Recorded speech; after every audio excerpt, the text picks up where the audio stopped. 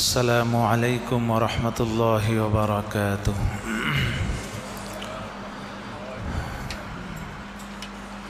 نحمده ونصلي على رسوله الكريم. أما بعد فأعوذ بالله من الشيطان الرجيم. بسم الله الرحمن الرحيم. ألم تر إلى الذين نهوا عن النجوى ثم يعودون لما نهوا عنه ويتناجون بالإثم والعدوان ومعصية الرسول وإذا جاءوك حيوك بما لم يحيك به الله ويقولون في أنفسهم لولا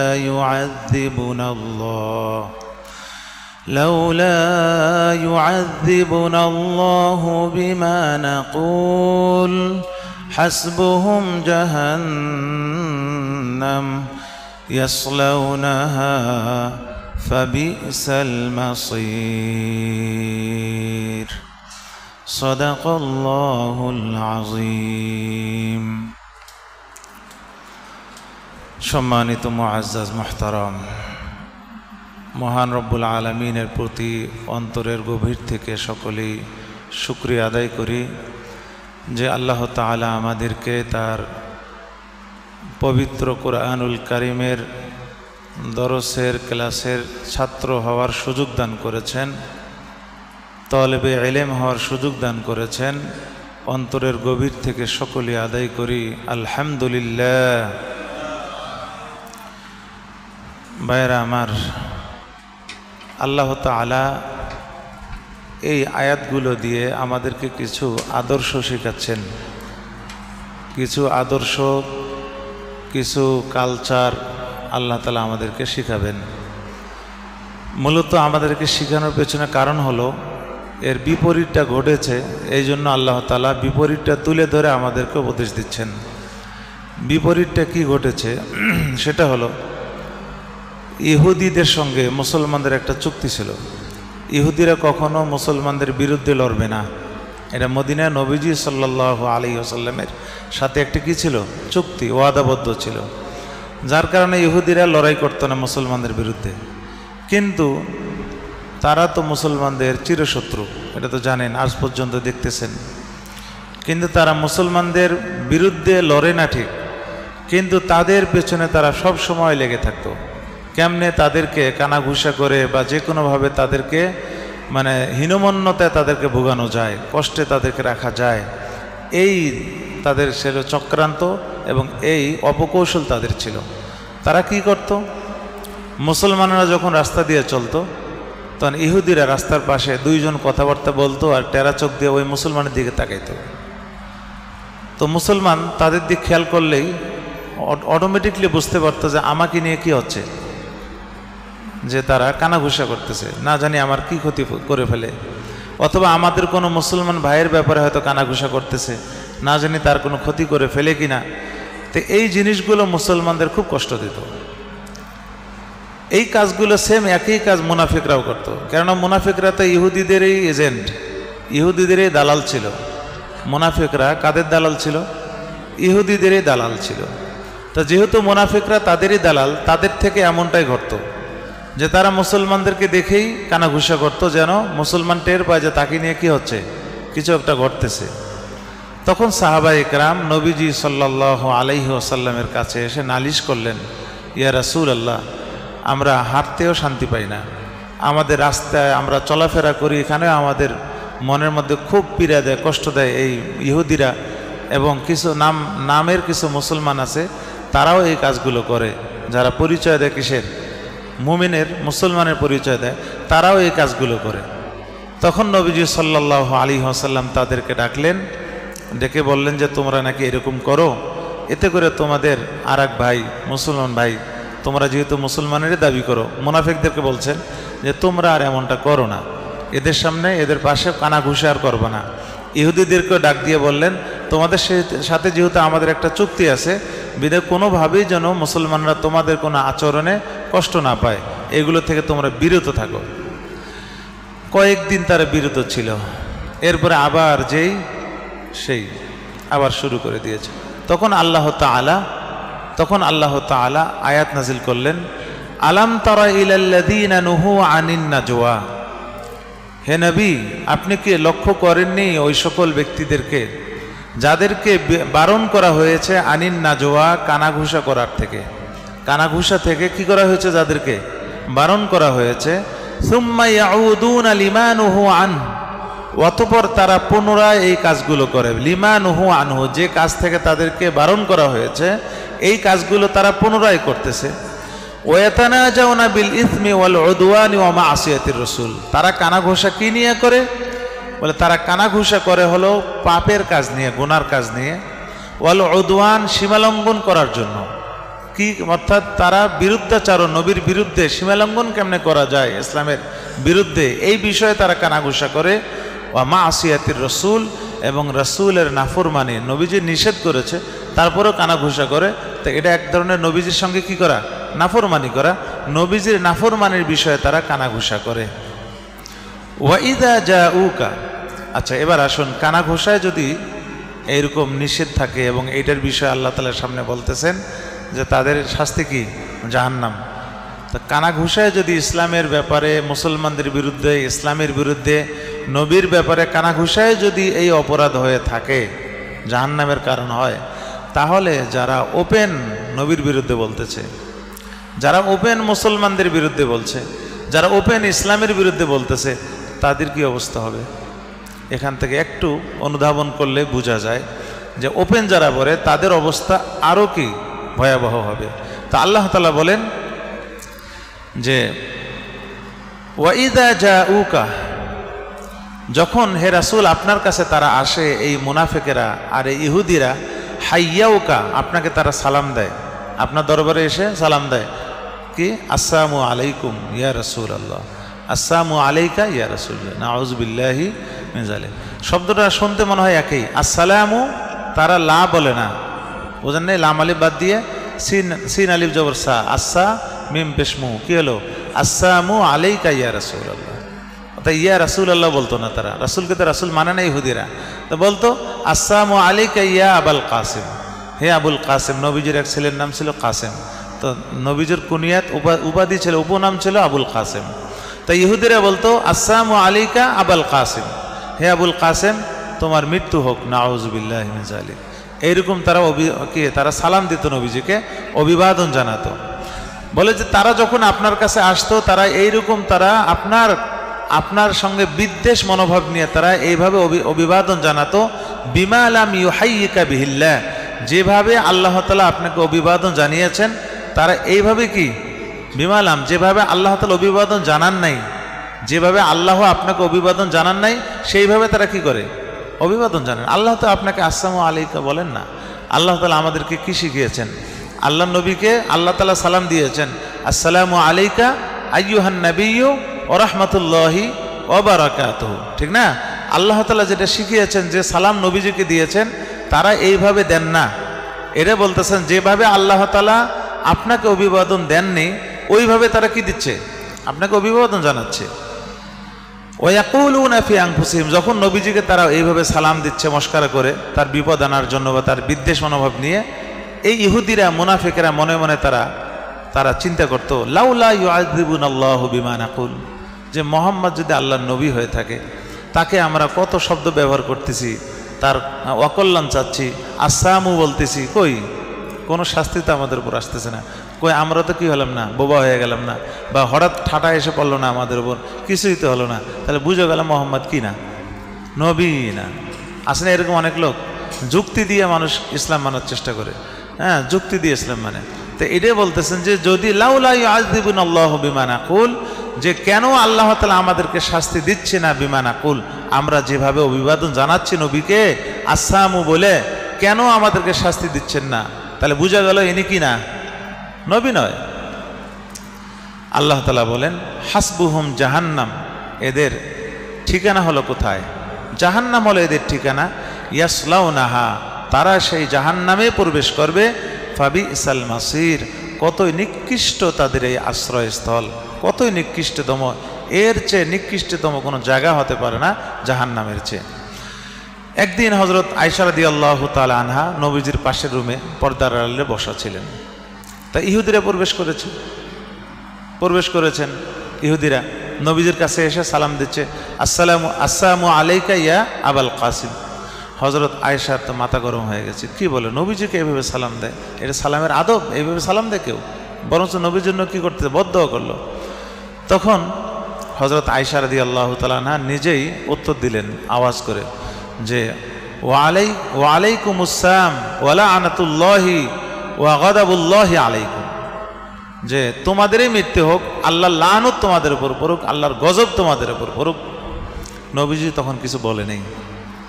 ইহুদিরা এসে যেহেতু নবীজি কিছু বলে নেই, তাদেরকে সালাম তারা এইভাবে দেয়নি, নবীজি তো এইভাবে উত্তর দেন নাই, শুধু নবীজি বলেছেন ওয়া আলাইকুম। কি বলেছেন? ওয়া আলাইকুম, বাস, আর কিচ্ছু বলেন নেই। তো তারা আসছে, নবীজি তাদের সাথে কথা বলে চলে যাওয়ার পর নবীজি হযরত আয়েশা রাদিয়াল্লাহু তাআলা আনহাকে উপদেশ দিচ্ছেন, ইয়া আয়েশা ইন্নাল্লাহা লা ইউহিব্বুল ফুহশা ওয়ালা তাফাহুশ, আল্লাহ তাআলা এই সকল অশালীন শব্দ আল্লাহ ব্যবহার করেন না, আল্লাহ পছন্দ করেন না। এই ফাহাস কথা তুমি যেভাবে সালামে উত্তর দিলা, এইগুলো আল্লাহ আসলে পছন্দ করেন না, এগুলো বলবা না বলেও। হযরত আয়েশা বললেন, ইয়া রাসূলুল্লাহ, আপনি শোনেন না তারা কি বলছে আপনাকে? আপনি তো ভাবছেন আপনাকে সালাম দিয়েছে, তারা তো আপনাকে কি দেয়নি, সালাম তো দেয়নি, আসসালামু বলেছে তারা। নবীজি সাল্লাল্লাহু আলাইহি ওয়াসাল্লাম বললেন, আয়েশা আমি কি উত্তর দিয়েছি তুমি শোনো নাই? তুমি তো শোনো নাই আমি কি উত্তর দিয়েছি। আমি তো বলেছি ওয়া আলাইকুম, অর্থাৎ তোমাদেরই কি হোক, মৃত্যু হোক, তোমাদের উপরেই কি গজব পড়ুক, ঠাটা পড়ুক। আমি তো উত্তরটা ওইটা, তারা যেভাবে আমাকে বলেছে আমি এভাবে দিয়েছি। এখন বলো তাদের দোয়া কবুল হবে না আমারটা কবুল হবে? তারা ইহুদি, তাদেরটা কবুল হবে না আমি আল্লাহর রাসূল আমারটা কবুল হবে? নিশ্চয় আমার আল্লাহ রাসূল আমি আমার দোয়া কি হবে? কবুল হবে। বেরে এইভাবে কথা বলতে যেও না। এই জন্য সালাম কিন্তু এক ধরনের দোয়া, আবার এক ধরনের বদদোয়াও। ওই যে সালাম যদি অশুদ্ধ হয় এটা বদদোয়া হয়ে যাবে তার উপর, আর যদি শুদ্ধ হয় দোয়া। এই জন্য যে ব্যক্তির দোয়া আপনি কামনা করেন ওই ব্যক্তিকে সালাম দিয়ে তার আওয়াজটা, উত্তরটা কান দিয়ে শুনবেন, দোয়া হয়ে গেল।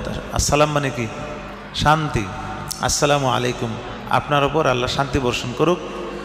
আপনার দোয়া যতটুকু কবুল হোক না হোক, কিন্তু তার দোয়া তো কবুল হবে, আপনি কি মোটামুটি নিশ্চিত? আল্লাহওয়ালা মানুষ, সে যদি উত্তর দেয় ওয়া আলাইকুমুস সালাম, যে আল্লাহর শান্তি তোমার ওপরও কি হোক, আমারটা না হোক কবুল, কিন্তু উনি যে উত্তরটা আমাকে দিচ্ছেন তার দোয়াটা তো আমার ব্যাপারে কি হতে পারে, তখন এইটা হলো দোয়া। সালামটা কি?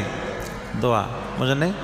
আমি চেষ্টা করি যখন কোনো বুজুর্গ মানুষ দেখি, আল্লাহওয়ালা মানুষ, মক্কার মধ্যে এটা আমি বেশি করে থাকি, কোনো বুজুর্গ মানুষ পেলে কাছাকাছি গিয়ে, একবার পাকিস্তানি একজন খুবই আল্লাহওয়ালা, চেহারার মধ্যে এত সুন্দর লাবণ্যতা, তার মানে নূর চমকাচ্ছিল এরকম, এবং তার আমলে এরকম মনে হচ্ছিল, হুইল চেয়ারে যাচ্ছে, খুব মুরব্বী মানুষ। তা আমি ছিলাম আরেক প্রান্তে, অর্থাৎ কবুতর চত্বর, হিজরা রোড পার হয়ে যে কবুতর চত্বরটা অনেক প্রশস্ত জায়গা। তা আমি ওনাকে দেখতে পেয়েছি দূর থেকে, যে উনি হেরেম থেকে আসতেছেন, আমি যাচ্ছি, অথবা উনি যাচ্ছেন আমি আসতেছি। তা আমি খুব দ্রুত ওনার কাছাকাছি গিয়ে সালাম দিলাম, খুবই কাছে গিয়ে, কানের কাছে গিয়ে আসসালামু আলাইকুম ভদ্রতার সাথে। আমার উদ্দেশ্য হলো ওনার সালামের কি নেওয়া, উত্তরটা নেওয়া। আমি দিলাম আসসালামু আলাইকুম ওয়া রাহমাতুল্লাহি ওয়া বারাকাতুহু। উনি আমার দিকে তাকিয়ে বললেন ওয়া আলাইকুমুস সালাম ওয়া রাহমাতুল্লাহি ওয়া বারাকাতুহু। আমি বললাম আমিন, আল্লাহুম্মা আমিন। আল্লাহ আপনি কি করেন?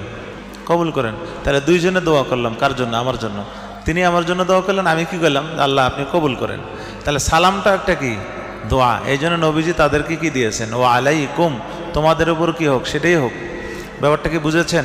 এই জন্য এখান থেকে একটা মাসআলা বের হয় যে অমুসলিমরা যদি সালাম দেয় তাহলে উত্তর দেওয়ার নিয়ম কি? ওয়া আলাইকা বা ওয়া আলাইকুম, বাস। অথবা ওয়াও বাদ দিয়ে বলবেন আলাইকুম বা আলাইকা, বাস, ওকে, শেষ। আপনি পুরাটা বলতে চান না, ওয়া আলাইকুম আসসালাম, কিসের তার উপর সালাম বর্ষিত হয়? কোনো সালাম না, ওয়া আলাইকুম। ব্যাপারটা কি বুঝেছেন? এমনকি নবীজি সাল্লাল্লাহু আলাইহি ওয়াসাল্লাম বলেছেন কোনো অমুসলিমকে রাস্তা দিতে যাইবে না। তুমি রাস্তায় চলছো, একটা অমুসলিম আসতেছে, তুমি সোজা চলে যাও, অমুসলিমের জন্য তুমি রাস্তা সাইডে যাইবে না, সে যত লাট সাহেব হোক। কেননা আল ইসলাম ইয়া আলী ওয়ালাই ওলা, ইসলাম হলো কি সবসময় কি থাকে, সবসময় তার বলন্দ, তার মর্যাদা মর্তবা। তুমি মুসলমান হয়ে কেন তুমি নিজেকে কি হিও করবা, কি দূরে সরে যাবা? তুমি তোমার গতিতে চলো, বরঞ্চ সে তোমাকে ছাড় দিয়ে চলে যাবে, সে তোমাকে ছাড় দেবে, তুমি কেন তাকে ছাড় দেবে? এটাকে আমার বানানো কথা মনে করতেছেন? তো যেভাবে তাকাচ্ছেন মনে হয় যে আমি মানে বানায় বানায় বলছি। এটা হাদিস থেকে বলতেছি, হাদিস থেকে বলতেছি যে নবী সাল্লাল্লাহু আলাইহি ওয়াসাল্লাম এমনটাই বলেছেন, এমনটাই বলেছেন।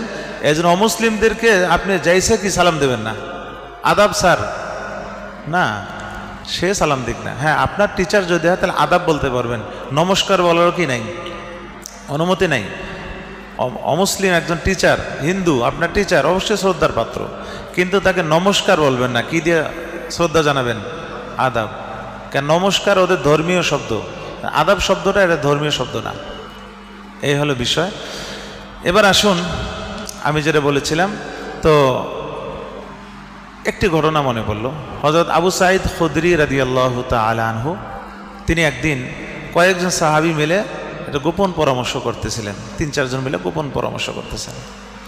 তখন নবীজি সাল্লাল্লাহু আলাইহি ওয়াসাল্লাম হঠাৎ ওই রাস্তা দিয়ে যাচ্ছেন, তাদেরকে দেখে নবীজি সাল্লাল্লাহু আলাইহি ওয়াসাল্লাম বলতেছেন যে হ্যাঁ আবু সাঈদ খুদরি, তুমি এত বড় একজন সাহাবী, আমার এত কাছের মানুষ, তুমি জানো না যে এইভাবে পরামর্শ করতে নিষেধ করা হয়েছে? এভাবে নিষেধ কি? সলা পরামর্শ, কানা ঘুষা, সলা পরামর্শ, এগুলো নিষেধ। যা বলবা ওপেন বলবা, কেন গোপনে এই সমস্ত কথা বলো? আবু সাঈদ খুদরি রাদিয়াল্লাহু তাআলা আনহু বললেন, ইয়া রাসূলুল্লাহ, আমরা অন্য কোনো বিষয় নিয়ে কথা বলছি না, আমরা দাজ্জালকে ভয় পাচ্ছি, দাজ্জাল নিয়ে আলোচনা করতেছি, যে দাজ্জাল যদি আসে আমরা কেমনে নিজেকে রক্ষা করব, আমাদের ঈমান আর আমল কেমনে হেফাজত করব। আপনি তো অনেক ভয় দেখিয়েছেন, এই জন্য দাজ্জাল থেকে কেমনে বাঁচতে পারি এই নিয়ে আমরা কি করতেছি, আলোচনা করতেছি গোপনে।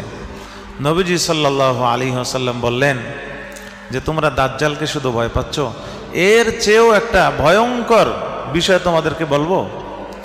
হযরত আবু সাঈদ খুদরি রাদিয়াল্লাহু তাআলা আনহু বললেন, বালা ইয়া রাসূলুল্লাহ, অবশ্যই ইয়া রাসূলুল্লাহ, আপনি বলেন দাজ্জালের চেয়েও কি ভয়ঙ্কর কোনো জিনিস হতে পারে? নবীজি সাল্লাল্লাহু আলাইহি ওয়াসাল্লাম বলেন যে হ্যাঁ হতে পারে। বলে সেটা কি? নবীজি সাল্লাল্লাহু আলাইহি ওয়াসাল্লাম বললেন আশ-শিরকুল খাফি, সেটা হলো শিরকে খাফি, গোপন শিরিক। একটা তো প্রকাশ্য শিরিক, কবরে সেজদা দেওয়া, কবরে তওয়াফ করা, এটা মুসলমানদের শিরিক। আর যারা ডাইরেক্ট হিন্দু ওরা তো পুরাটাই নাপাক, কিন্তু যারা মুসলমান, যারা পুরাটাই ইসলামের উপর আছে, তবু কি করে? মাজারে গিয়ে সেজদা দেয়, তওয়াফ করে। হ্যাঁ, এই যে এইগুলো হলো কি? শিরকে খফি। এগুলো হলো শিরকে খফি। মান্নত মানে কি দিয়ে? চোখ দিয়ে কসম করে, মাথায়, বাচ্চার মাথায় হাত দিয়ে শপথ করে, এগুলো হলো শিরকে খফি। আল্লাহ নবী সাল্লাল্লাহু আলাইহি ওয়াসাল্লাম বললেন যে এই শিরকে খফিটা হলো দাজ্জালের চেয়েও ভয়ানক। কেমনে ভয়ানক? বলে দাজ্জাল তো দেখা যাবে, দাজ্জাল এটা, দাজ্জাল থেকে মানুষ বাঁচার চেষ্টা করবে, ঠিক না, পলাবে, কারণ দেখা যাচ্ছে দাজ্জাল আসছে। কিন্তু শিরকে খফিকে দেখা যায়? মানুষ শিরকে খফি থেকে বাঁচতে চাবে না, বাঁচবে না, কারণ জানে না যে এটা কি, কত ভয়ানক, এখান থেকে আমার বাঁচতে হবে। বেদাতিরা তওবা নসিব হয় না কেন জানেন? বেদাত তো ওদের কাছে ইবাদত। হ্যাঁ, তো ঈদে মিলাদুন নবী কি মনে করে? ইবাদত মনে করে, তাহলে কেমনে তওবা নসিব হবে? মাজারে তওয়াফ করাকে কি মনে করে? ইবাদত মনে করে, তাহলে কেমনে এর তওবা নসিব হবে? ব্যাপারটা বুঝেন নাই? কিন্তু অনেক বেদাতিকে আল্লাহ তাআলা দ্বীনের সহি বুঝদান করেন, শেষে আবার সে তওবাও করে আসে, পর পরিপূর্ণ সে বেদাত থেকে ফিরে আসে। এমন অনেক দৃষ্টান্তও আছে, যদি আল্লাহ তাআলা কবুল করে ফেলেন। কিন্তু যদি হতভাগা হয়ে থাকে তাহলে তার কপালে নসিব হয় না, সে ওই বেদাত থেকে বাঁচতে পারে না। কেন? সে বেদাতকে বেদাতে মনে করে না, কি মনে করে? এবাদত। বিদায় এই যে অন্তরের যে রোগ, ভেতরের রোগগুলো, এগুলো তো দেখা যায় না, এখান থেকে কেমনে বাঁচবে? কিন্তু দাজ্জালকে তো দেখা যায়, এখান থেকে বাঁচা সম্ভব। অন্তরের রোগ থেকে, কি না, বিদ্বেষ, হিংসা, এগুলো থেকে মানুষ বাঁচা অনেক কঠিন, কেননা এগুলো কি করা যায় না, দেখা যায় না। এই জন্য নবীজি সাল্লাল্লাহু আলাইহি ওয়াসাল্লাম বললেন শিরকে খফি। শিরকে খফির ব্যাখ্যা নবীজি আবার করেছেন হাদিসে, সেটা হলো এই যে তুমি আমল করবে মানুষকে দেখানোর জন্য। কি করার জন্য? আমল করবে, কিন্তু মানুষ যেন তোমাকে বাহবা দেয়, মানুষ যেন খুশি হয়, এই জন্য আমল করবে, এইটা হলো শিরকে খফি। এখানে এই হাদিসের মধ্যে এই ব্যাখ্যাটা দিয়েছেন। এই জন্য আল্লাহ তাআলা বলেছেন ফাওয়াইলুল লিল মুসাল্লিন আল্লাযীনা হুম আন সালাতিহিম সাহুন আল্লাযীনা হুম ইউরাউন, যারা কি মানুষকে দেখানোর জন্য নামাজ পড়ে, মানুষ যেন তাকে বাহবা দেয়, এই জন্য নামাজ পড়ে। আল্লাহ তাআলা আরও কি বলেছেন যে যে ফামান কানা ইয়ারজু লিকা রাব্বিহি ফালইয়ামাল আমালান সলিহা ওয়ালা ইউশরিক বিইবাদাতি রাব্বিহি আহাদা। আল্লাহর সাথে ইবাদতের জন্য কাউকে শরীক না করে ফেলে। এই জন্য আমাদের ইবাদত যেন মানুষকে দেখানোর জন্য না হয়ে যায়। দান করতেছি যে মানুষ আমাকে ডোনার বলে, আমাকে দানবীর বলে, এমন না। এই জন্য নবীজি শিখিয়েছেন ডান হাত দিয়ে দান করবে, বাম হাত যেন টের না পায়। শুধু যাকে দান করতেছে সে যেন টের পায়, আর অন্য কেউ, নিজের স্ত্রী, নিজের সন্তান, এরা টের পাওয়ার দরকার নেই। এখন আপনি নিজের ভাইকে একটু হেল্প করলেন, এদিকে মাকে ফোন দিলেন যে আমি আমার ভাইকে কি আপনার ছেলেকে এত টাকা কী করলাম, দান করলাম, তো কি হয়ে গেল? মাকে খুশি করার জন্য। কাকে খুশি করার জন্য হতে হবে? আল্লাহকে খুশি করার জন্য। ব্যাপারটাকে বুঝাতে পেরেছি? এই জন্য নবীজি সাল্লাল্লাহু আলাইহি ওয়াসাল্লাম বলেছেন যে আমল করা একমাত্র কাকে খুশি করার জন্য। আমাদের এই সোশ্যাল মিডিয়ার যুগ, ইন্টারনেটের যুগ, মানুষ জাকাত দেয়, ছবি তুলে কোথায় ছেড়ে দিচ্ছে? ফেসবুকে। দান করতেছে 10 টাকা, পুরো ফেসবুকে চলতেছে কি, এখান থেকে আবার ইনকামও হচ্ছে তার। এই যে দানের যে এই ভাইরালগুলো, এর প্রচার প্রসার সম্পূর্ণ হারাম, সম্পূর্ণ হারাম। তবে হ্যাঁ, দান যদি হয় এই জন্য যে আরেকজন উৎসাহিত হবে, আমি দান করার কারণে আরেকজন কি হবে? উৎসাহিত হবে, তাহলে এই দানটা আবার উত্তম। এই জন্য আল্লাহ তাআলা কোরআনে বলেছেন যে তুমি যদি সদকা প্রকাশ্যে করো তাও ভালো, যেন আরেকজন এখান থেকে কি হয়? উৎসাহিত হয়। তবে গোপন করলে আরও ভালো, গোপনে করলে আরও ভালো। আমি এর ভেতরে যাব না। তো এখান থেকে গোপনে পরামর্শ থেকে এই ঘটনাটা চলে আসলো। এবার আল্লাহ তাআলা বলেন ইয়া আইয়ুহাল্লাযীনা আমানু, এবার আমাদেরকে উপদেশ দিচ্ছেন। এতক্ষণ তো মুনাফিক আর ইহুদিদেরকে কি আল্লাহ তাআলা বললেন জাহান্নামের কথা, এবার আমাদেরকে বলতেছেন হে ঈমানদাররা, ইজা তানাজাইতুম, যখন তোমরা পরস্পরে গোপন পরামর্শ করো, ফালা তাতানাজাউ বিল ইসমি ওয়াল উদওয়ানি ওয়া মা'সিয়াতির রাসূল, খবরদার কোনো গুনার কাজে যেন কি গোপন পরামর্শ না হয়, ওয়াল উদওয়ান, এবং সীমালঙ্ঘনের জন্য যেন কোনো কি না গোপন পরামর্শ না হয়, ওয়া মা'সিয়াতির রাসূল, এবং রাসূলের নাফরমানির জন্য, নাফরমানি সুলভ জন্য কোনো পরামর্শ না হয়, বরঞ্চ পরামর্শ করবে কিসের? ওয়া তানাজাউ বিল বিররি ওয়াত তাকওয়া, পরামর্শ করবে, গোপন পরামর্শ যদি করো সেটা যেন হয় নেক কাজের, ভালো কাজের, ওয়াত তাকওয়া, এবং তাকওয়ার জন্য। ওয়াত্তাকুল্লাহ, আল্লাহকে ভয় করো, আল্লাযী ইলাইহি তুহশারুন, যে আল্লাহর দিকে তোমাদেরকে কি করা হবে? সমাবেত করা হবে, জমায়েত করা হবে। এটা আমাদেরকে এই বিধান আসলো কিসের কারণে? ওই ইহুদির বাচ্চাদের কারণে আমাদের উপর এটা কি করা হলো? অনিবার্য করে দেওয়া হলো। মুসলমানরা এমনটা করতো না। তারপরে আল্লাহ তাআলা পরিষ্কার, কানাঘোষা যে করা যাবে না, এটা দলিল লাগবে না? দলিলটা আল্লাহ তাআলা আয়াত দিয়ে কি করলেন? প্রমাণিত করলেন। আপনারা যদি আমাদেরকে বলেন হুজুর কানাঘোষা করা যে যায় না, এর দলিল দেন তো কোরআন থেকে। আপনারা চান না দলিল? এই হলো দলিল, বুঝলেন? এই যে কানাঘোষা করা যে হারাম, স্বয়ং আল্লাহ তাআলাই কি হারাম করে দিলেন। এরপরে আল্লাহ তাআলা বলতেছেন এই যে মন্দ কাজের পরামর্শ, সলা পরামর্শ কেন করা যাবে না? কারণ ইন্নামান নাজওয়া মিনাশ শাইতান, মন্দ কাজের পরামর্শ, কানাঘোষা, এইটা মূলত শয়তান থেকে হয়। কার থেকে হয়? শয়তান থেকে হয়। কেন? লিয়াহজুনাল্লাযীনা আমানু, যেন মুসলমানরা, মুমিনরা যেন চিন্তিত হয়, মুমিনরা যেন কি দুশ্চিন্তা ভোগে যে সর্বনাশ, আমার ব্যাপারে কোনো কি হচ্ছে, কানাঘুষা হচ্ছে কিনা, দুশ্চিন্তায় ফেলার জন্য।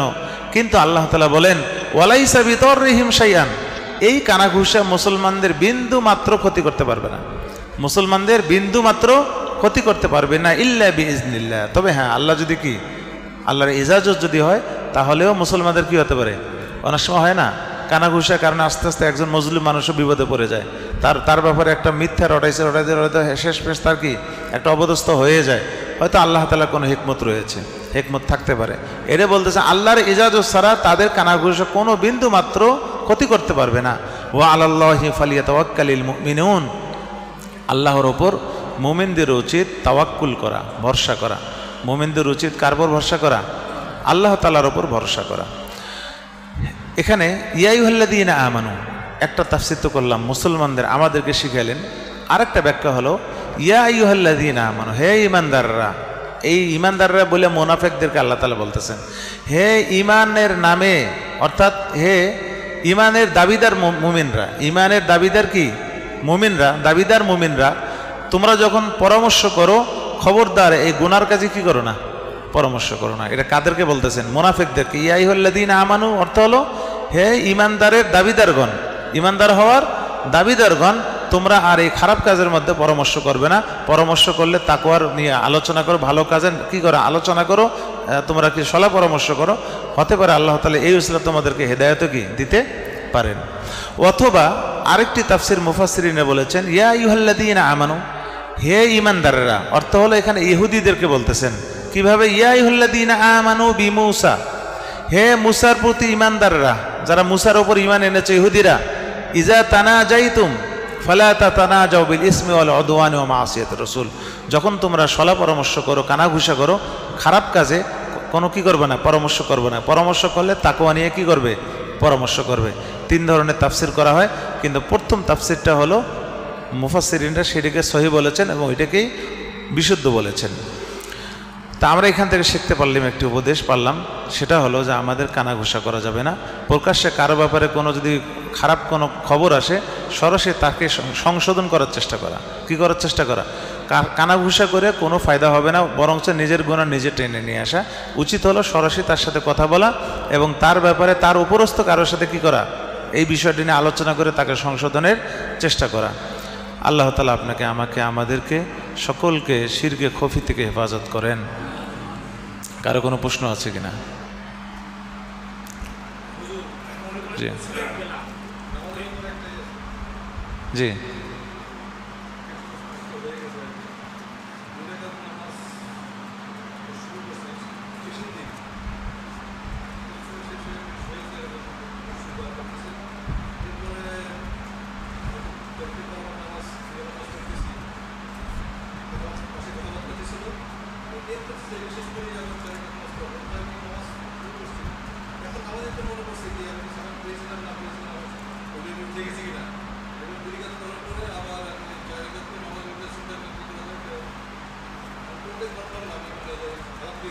কোন নামাজ?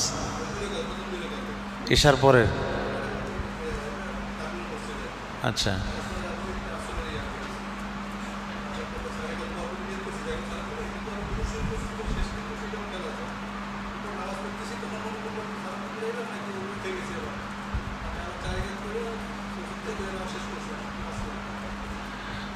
মানে নামাজ তো ছাড়েন নাই, তার মানে আপনি প্রথম বৈঠকে সালাম ফিরিয়েছেন কিনা সন্দেহ হচ্ছে, তৃতীয় রাকাতে সন্দেহটা হয়েছে।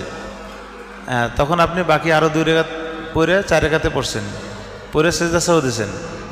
তো এখানে আসলে সালাম না ফিরালেও সিজদা সাহু নাই, সালাম ফিরালেও সিজদা সাহু নাই, কিন্তু সিজদা সাহু দিলেও সমস্যা নেই, কোনোটাতে সমস্যা নেই, আপনার সবটাই হয়ে গেছে। সিজদা সাহু হ্যাঁ হ্যাঁ না, নামাজ দৌড়াইতে হবে না, নামাজ হয়ে গেছে। সেজদা সাহু ওয়াজিব না হওয়া সত্ত্বেও যদি কেউ সেজদা সাহু দেয়, এতে কোনো কি নাই, সমস্যা নাই। বাকি তাহিয়াতুল মসজিদের নিয়ম হলো, আপনি মসজিদে ঢুকে প্রথম যে নামাজটা পড়বেন এইটাই হলো তাহিয়াতুল মসজিদ। নবীজি সাল্লাল্লাহু আলাইহি ওয়াসাল্লাম তাহিয়াতুল মসজিদ পড়েছেন এমন হাদিস আছে? বলেন তো, একটা হাদিস বলেন তো। পড়তে বলেছেন কিন্তু পড়েনি, তার মানে নবীজি সাল্লাল্লাহু আলাইহি ওয়াসাল্লাম তো মসজিদে ঢুকতেন কখন?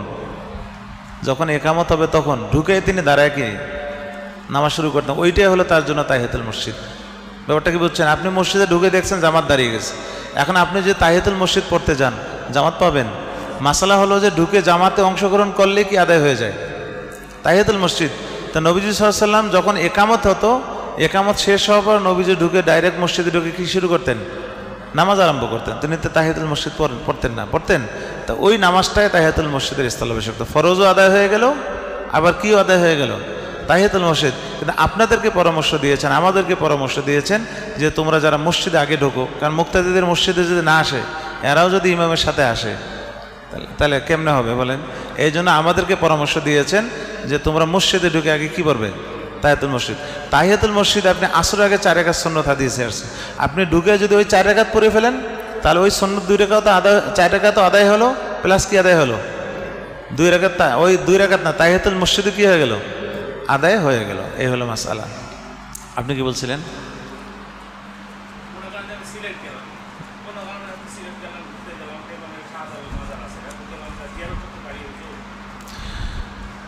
অবশ্যই একজন আল্লাহওয়ালা ব্যক্তি, সাধারণ মুসলমানের কবর জিয়ারত করাই তো সুন্নত, আর তো ওনারা আল্লাহওয়ালা মানুষ, কিন্তু ওনাদের যে ওখানে যারা মাজারে যারা থাকে, যারা অপকর্মে লিপ্ত, হ্যাঁ, শাহজালাল বা শাহপরানের আছে অনেকেই ওখানে, বাউলালা অনেকে আছে, তো ওদের কাজের সাথে যেন আপনার কাজের সাদৃশ্য না হয়।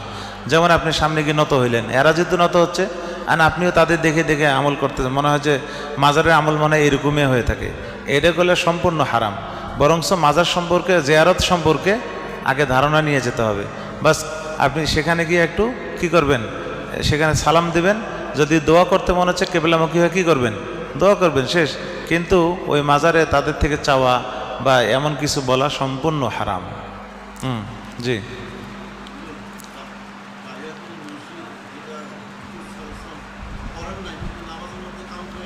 হ্যাঁ বললাম তো, অবশ্যই হবে। আপনি মসজিদে ঢুকেছেন, জামাত দাঁড়িয়ে গেছে, আপনি নামাজে শরীক হবেন, তাহিয়াতুল মসজিদ সহ আদায় হয়ে যাবে। জি, একটু জোরে বলেন, একটু জোরে, কেউ একজন। কোনটা? একজন আমাকে, ও কানা ঘুষাটা গেবত কিনা? হ্যাঁ, কানা ঘুষা যদি গেবত হয়, গেবত হবে। একটা কানা ঘুষা হলে এদিক তাকে হ্যাঁ এমনি আলোচনা করতেছে স্বাভাবিক, কিন্তু তাকাচ্ছেও মানে উদ্দেশ্য পরিণতভাবে, যেন সে একটা বেকায়দায় পড়ে, কিন্তু আসলে কানা ঘুষা করতেছে না, আসলে কথা বলতেছে না তার ব্যাপারে, কিন্তু তাকাচ্ছে এমনভাবে যেন বুঝে যে কি হচ্ছে, কিন্তু মুখ দিয়ে কোনো কথাই বলতেছে না, ওটাও কানা ঘুষা। আর একটা হলো কানা ঘুষা প্লাস গেবত, গেবতও করতেছে আবার কানা ঘুষা করতেছে, তাই ডবল এখানে অপরাধ। হ্যাঁ,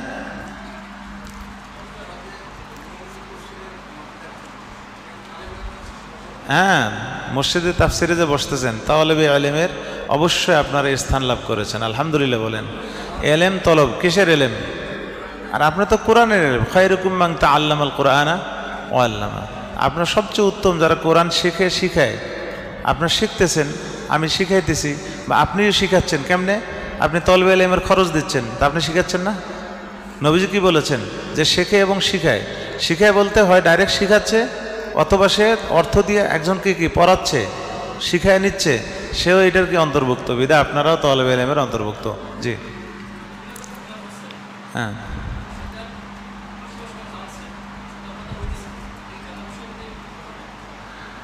মানে একজন গুনাহ করছে, আচ্ছা,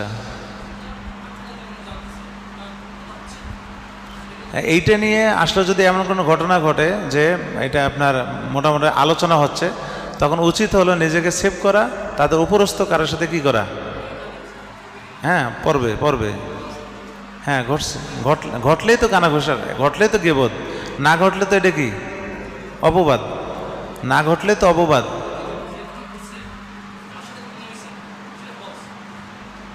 ফলস হোক, কিন্তু এটা তো কানা ঘোষাই, কানা ঘোষা শুধু না, এটা গেবত। এইটার থেকে মানে বাঁচার উপায় হলো যার থেকে ঘটছে তার সাথে এটা কি করা, সমাধান করে নেওয়া, তার সাথে সম্ভব না হলে তার উপরস্থ কারোর সাথে কি করা, সমাধান করে এটা কি করা, সিদ্ধান্ত গ্রহণ করা, বা তাকে এটা সমাধান করে নেওয়া। কিন্তু কোনোভাবেই কানা ঘুষের কি দেয় না, শরীয়ত অনুমতি দেয় না। এই জন্য সবাই একটা কথা আছে, নিজের চরকায় কি দেওয়া, নিজেকে কি করা, সবসময় হেফাজত রাখা, যে আমার কারণে কোনো আমার গুনাহ না হয়ে যায়, আর একজন যা পারে করুক, আমি বাঁচলে হয়েছে, এরকম চেষ্টা করা। হ্যাঁ, তারপরে যদি এমন হয় না সামাজিকভাবে মানুষ ক্ষতিগ্রস্ত হচ্ছে, এক সমস্যায় পড়তেছে, তখন তার পদক্ষেপ যদি নিতে চায়, অবশ্যই সরাসরি তার সাথে কথা বলা, অথবা কি করা, তার উপরস্থ কারোর সাথে কথা বলে, তখন উপরস্থ কারোর সাথে কথা বললে আর গেবত হবে না। যেমন ছাত্রদের একটা ভুল আপনি আমার সামনে বললেন, এটা গেবত হবে না, কিন্তু ছাত্রদের ভুল নিয়ে আপনি ছাত্রদের সামনে কি করতেছেন, আপনি আলোচনা সমালোচনা করেন, এটা হলো গেবত। কথা কি বুঝতে পারছেন? এই হলো বিষয়। জি,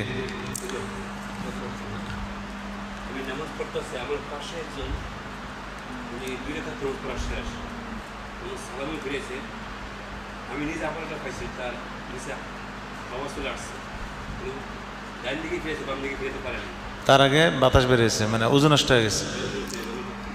এখন ডান দিকে সালাম ফেরানোর পরে যদি উজু নষ্ট হয়ে যায়, তাহলে তার নামাজ তো আদায় হয়ে গেছে, নামাজের ফরজ আদায় হয়েছে, কিন্তু যে ইচ্ছাকৃত না অনিচ্ছাকৃত, এটা তো অনিচ্ছাকৃত হয়ে থাকবে, তো নামাজ হয়ে গেছে, নামাজ হয়ে গেছে। আমরা যখন কেউ প্রশ্ন করি, তখন এই প্রশ্নটা আমরা কি আদর্শিক প্রশ্নটা করতে পারি, কীভাবে করতে হয় সেইভাবে। আসলে প্রশ্ন তো হওয়া উচিত লিখিত দিলে ভালো হয়, তখন লিখিত দিলে হয় কি, সন্দেহ করে যে উনার যেটা উত্তর দিতে পারে ওইটারই কি দেয়, ও তো দেয়, যেটা পারে না ওটা কি দেয় না। আমার কথা হলো আমি যেটা পারি না আমি ওপেন বলি যে আমার মনে নাই, পরে বলবো। আমি এই বিষয়ে কোনো সংকোচবোধ বিলকুল করি না। আমাকে এইটা আমি শিখছি। কোনো বিষয়ে যদি আমার পড়ালেখা না থাকে আমি জীবনে এটা উত্তর, আমি আপনারা যারা আমাকে প্রশ্ন করেন নামাজের পরে মাসলা মাসাইল জিজ্ঞেন, আমি কিন্তু না পারলে বলি যে আমি বিকেলে বলবো বা কালকে আসেন, তখন কিতাবাদি দেখে বলি।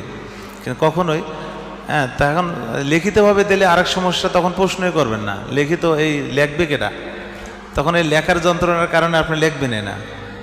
এই কারণে আপনারা মাসলা শোনা থেকে কী হবে, বঞ্চিত হবেন। এই হলো কারণ। এটা তো এমন কোনো ভাইরাল জিনিস না যে বিশাল বড় আয়োজন, আমার নামটা এখনো কি প্রচার হলে আমি ভাইরাল হয়ে যাব, ঠিক না। এটা তো একটা কি আমাদের একটা ব্যক্তিগত আমরা তাফসিরের অনুষ্ঠান, আর এখানে লিখতে যদি দেওয়া হয় কেউ লিখবেন না। বিশ্বাস না হলে আগামী সপ্তাহে কী করেন, পরীক্ষা করেন, একটা প্রশ্ন আসবে না, একটা প্রশ্ন আসবে না। জি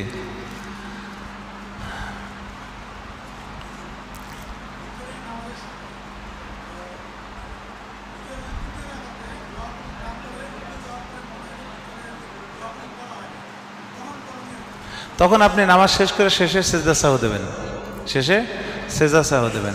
তো কথা কি বুঝছেন? আচ্ছা, এবার আসেন আমি আপনাদেরকে প্রশ্ন করি। আজকের প্রশ্ন হলো, জি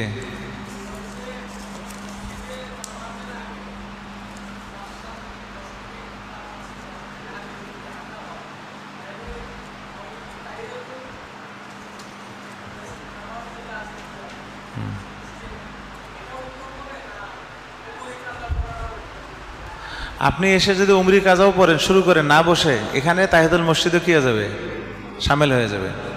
কথা কি বুঝছেন? কিন্তু যদি আপনি আলাদা তাহিদুল মসজিদ পড়েন তাহলে তো নূরুন আলা নূর, অনেক ভালো। আর যদি আপনি ঢুকে উমরি কাজা শুরু করছেন, তা উমরি কাজার ভেতরে কি চলে আসছে, তাহিদুল মসজিদ চলে আসবে। আচ্ছা, এবার আসেন 1 নম্বর প্রশ্ন, 5,000 টাকার বকশিস। আল্লাহ পাক কোরআনে একই কথা বেশি অধিক বলেছেন, কথাগুলো কি? কোন সূরায়, কতবার, সূরার আয়াত সংখ্যা কত, সূরার সিরিয়াল নং কত, 10টি আয়াত নম্বর বলুন। একবারে সহজ জিনিস, কিন্তু আপনার সাথে বললাম না, আপনার ওই যে আগে পরের টুকিটাকি জিনিসগুলো পড়লে পারবেন। আল্লাহ পাক কোরআনে একই কথা বেশি অধিক বলেছেন, কতগুলো, কি কি বলেছেন, কথাগুলো কি? আল্লাহ পাক কোরআনে একই কথা বেশি অধিক বলেছেন, কথাগুলো কি? একটাই কথা বারবার বলছেন একই সূরাতে, সেটা কোন সূরাতে বলছেন? সূরা একটাই কথা বলছে, সেটা কথাটা কি? আচ্ছা আচ্ছা, বুঝলাম। কোন সূরায়? একজন উত্তর দেন, সবাই দিলে তো সবাইকে টাকা দেয়, আপনি বলবেন। আচ্ছা ঠিক আছে, আচ্ছা কতবার? 31 বার। সূরার আয়াত সংখ্যা কত? সূরার আয়াত সংখ্যা, ওই সূরা রহমানের আয়াত সংখ্যা কত? কেউ মোবাইল হাত দিয়েন না। হ্যাঁ, শেষ। এবার আপনি বলেন, মানে এই পর্যন্ত আপনার ঠিক ছিল, এবার আয়াত সংখ্যা বলেন। 77। আচ্ছা, সূরার সিরিয়াল নম্বর কত? 55। আচ্ছা, 10টি আয়াত নম্বর বলুন।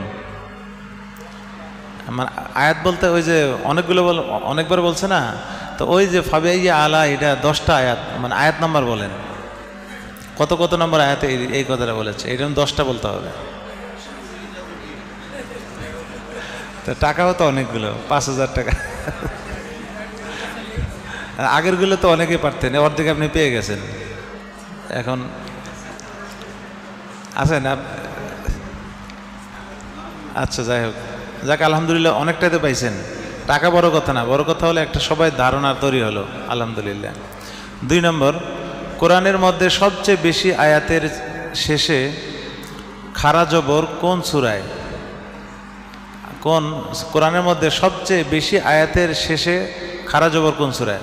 অর্থাৎ শেষে খাড়া জবর আছে, বুঝলেন না? এরকম যেমন অদ্দুহা, ওয়াল্লাইলি ইযা সাজা আছে না, এরকম আছে না? তো কোন সূরার মধ্যে সবচেয়ে বেশি আয়াতের শেষে খাড়া জবর আছে? কতবার? সূরার আয়াত সংখ্যা বলতে হবে, সূরার আয়াত সংখ্যা, সিরিয়াল নম্বর, পারা নম্বর। 2000 টাকা।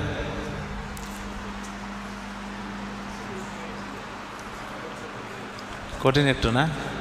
এটা 5,000 দিলেও পারবেন না। আচ্ছা যাই হোক, যাক আলহামদুলিল্লাহ, এগুলো ধারণা আসা দরকার। প্রশ্ন তো করা হয় হলো কি একটা আইডিয়া তৈরি হবে যে এইগুলো জিনিস আছে, আইডিয়া থাকা ভালো, উত্তর দেওয়া জরুরি না। আল্লাহ তাআলা আমাদেরকে কোরআনের উপর আমল করার তৌফিক দান করেন। আচ্ছা উত্তর দেব? ও আচ্ছা আচ্ছা, ভুলে গেছি, সময় কম তো। শুক্রিয়া। আচ্ছা, ওই যে বলছিলাম যে ফাবে আইয়া আলাই রব্বিকুমা তুকাজ্জিবান, সূরা আর রহমান 31 বার, হ্যাঁ, আয়াত 78, সিরিয়াল 55 বলছিলেন তো না? আচ্ছা, আয়াত নম্বর হলো 13, 16, 18, 21, 23, 25, 28, 30, 32, 34। হ্যাঁ, এই হলো আয়াত নম্বর। 2 নম্বর প্রশ্নের উত্তর সূরা নজমি, হ্যাঁ, অন্নজমি ইযা হাওয়া, ঠিক আছে, সূরা নজম। আচ্ছা, সূরা নজম 55 বার বলা হয়েছে, 55 বার খারা জবর আছে। আয়াত নম্বর 62, পারা 27, সিরিয়াল নাম্বার হলো 53। সিরিয়াল নাম্বার কত? 53। এই হলো 7000 টাকার পুরস্কার। তাহলে আমি মানে পাবো, যেহেতু আমি বললাম, ঠিক না? আচ্ছা, আল্লাহ তাআলা আমাদেরকে আমল করার তৌফিক দান করেন। আল্লাহুম্মা সাল্লি ওয়া সাল্লিম ওয়া বারিক আলা মুহাম্মদ ওয়া আলা আলিহি ওয়া আসহাবিহি আজমাইন। আলহামদুলিল্লাহি রাব্বিল আলামিন, আসসালাতু ওয়াসসালামু আলা আশরাফিল আমবিয়াই ওয়াল মুরসালিন। ربنا ظلمنا أنفسنا وإن لم تغفر لنا وترحمنا لنكونن من الخاسرين.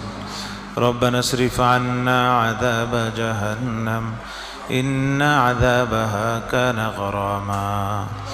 رب ارحمهما كما ربياني صغيرا.